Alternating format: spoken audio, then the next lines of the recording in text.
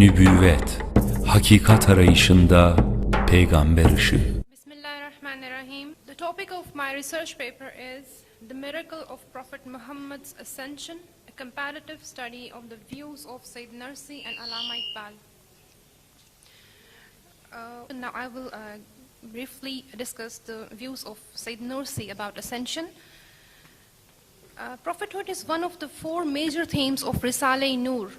Sayyid Nursi has discussed different dimensions of this topic on 230 different occasions. Ascension of Prophet is the subject of 31st word, which is a chapter of the first part of Risale-i-Nur, the words.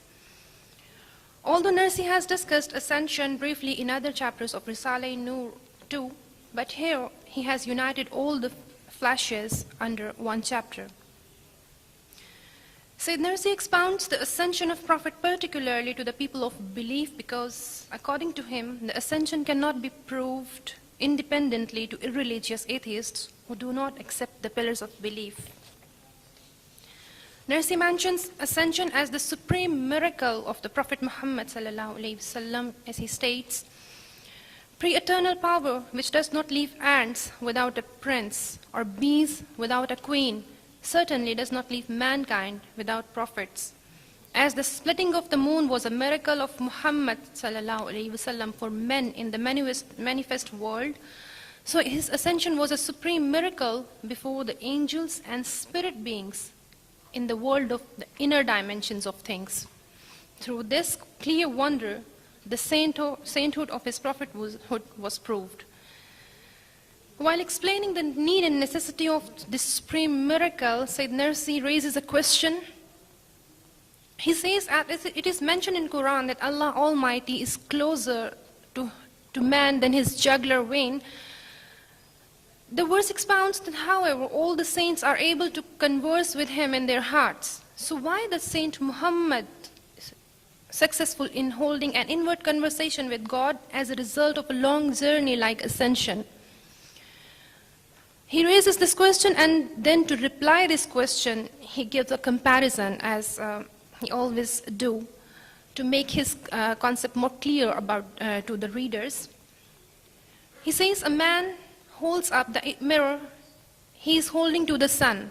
According to its capacity, the mirror receives light. If he directs the luminous mirror towards his dark house or his tiny garden, which is covered by a roof, he cannot benefit in relation to the sun's value, but only in accordance with the capacity of the mirror. Where a second man, however, puts down the mirror, faces the sun directly, and sees its majesty and understands its grandeur, then he climbs a very high mountain, sees the brilliance of sun's broad dominion, and can converse with it in person and without veil. Then he returns and makes large windows in his house and in the roof over his garden, and opens up ways to the sun in the sky, and speaks and converses with the constant light of the actual sun.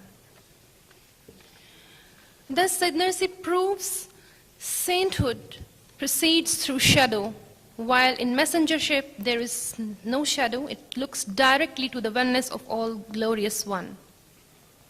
As for the ascension, since it was the greatest wonder of Muhammad's sainthood and also its highest degree, it was transformed into the degree of messengership. Well, Sayyid Nursi explained the ascension of Prophet into certain points, like the reality of ascension, the wisdom of ascension, and the fruits and benefits of ascension. You can have a look online on the other parts of his description. I will just move to the comparative part of my paper because of the shortage of time. Well, comparison of the views of Sayyid Nursi and Muhammad Iqbal on the miracle of ascension. Badiuzzzaman Sayyid Nursi and Allama Iqbal, both scholars have discussed ascension as the supreme miracle of the Prophet Muhammad ﷺ. While discussing ascension, both of them give a comparison of sainthood and prophethood, since prove the supremacy of the prophethood. Sayyid Nursi narrates that sainthood proceeds through shadows, whereas messengership does not need any shadow, rather it looks directly to all glorious one. He takes ascension as the greatest wonder of Muhammad's sainthood. He proves that the inner face of the ascension was sainthood, but apparent face was messengership. Moreover, sainthood has to depend upon certain amount of time as well as numerous degrees and levels to cover the spiritual journey to come close to God, while messengership does not need to cover such degrees and levels for divine immediacy. One can traverse in an instant. For the comparison of sainthood and prophethood, Iqbal has used the term mystic and prophetic types of consciousness, as Mr. Amjad Waheed has mentioned. While comparing the sainthood and prophethood, Iqbal also proves the supremacy of prophetic type of consciousness. He says, it is prophet who has experienced the highest level, i.e. ascension, and then comes back to the material world for the fulfillment of divine responsibility. If a mystic had to experience such ascension, he would never wish to come back. Moreover, Iqbal further elaborates that the return of Prophet is actually the beginning of his mission. This is to create a society. Sayyid Nursi also discussed the same point, but in a comprehensive way, at a place where he explains the ascendancy of messengership upon sainthood. He indicates that the inner phase of ascension was sainthood. It went from creation to creator, while its apparent phase was messengership. It came from creator to creation. Rather, Sayyid Nursi moves a step forward to Iqbal while describing the wisdom and purpose behind ascension. He describes the position of Muhammad on his divine journey not only as the representative of humanity, but as the representative of all the creatures. Moreover, both scholars, Dr. Allama Iqbal and Badiuzzzaman Sayyid Nursi, have also discussed the benefits of ascension. As Iqbal states, the religious ideal of Islam, therefore, is organically related to social order which it has created, whereas Nursi narrates numerous fruits and benefits and gives a detailed analysis.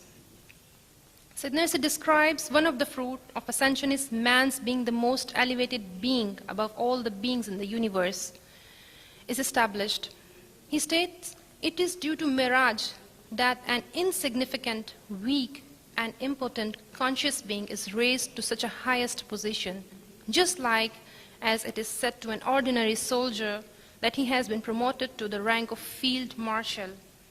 How delighted he will be. Likewise, Iqbal also focused his attention on this aspect of ascension. He interprets this aspect in a unique way. As it is mentioned earlier that Iqbal's philosophy motivates mankind to strive to actualize their God-given potential to the fullest degree. Therefore, the phenomena Iqbal derived from the event of ascension is the fact that the whole universe can be conquered by him, by man. Now, I'll just conclude my paper in few words. Sayyid Nursi and Iqbal are creative writers of the highest caliber. We find the two Muslim thinkers on the same planes while pondering on the miracle of ascension. Both are of the view that the profound truth of ascension was the supreme miracle of Prophet Muhammad ﷺ. Sayyid Nursi provides a corollary for sainthood and prophethood of Muhammad in the light of ascension, same as Iqbal has used the terms mystic and prophetic types of consciousness. While comparing the sainthood and prophethood, both learn from the miracle of ascension that heaven is within the reach of mankind and man is the most elevated being. Finally, both of them are of the view that the height and peak of his journey was the return of the Prophet from creator to creation. Thank you very much. İstanbul İlim ve Kültür Vakfı